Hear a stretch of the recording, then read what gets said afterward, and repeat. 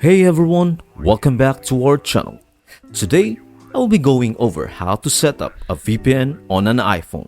So let us get started.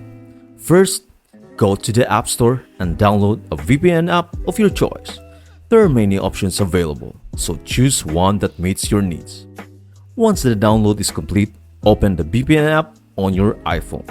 Follow on-screen instructions provided by the app to set up an account. The specific details required may vary depending on the VPN service you choose. After setting up your account, tap the Connect button within the VPN app. This button is usually represented by an icon resembling a desktop computer's power button. A pop-up will appear asking if you want the VPN app to add a VPN configuration. Tap Allow to proceed.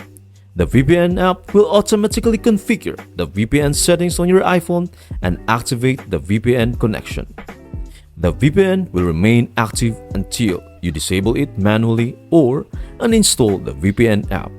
Using a VPN on your iPhone provides an added layer of security and privacy when browsing the internet or using online services. It encrypts your internet traffic and routes it through a secure server, protecting your data from potential threats and ensuring your online activities remain private. That's it. I hope this video helps you out and see you in the next video.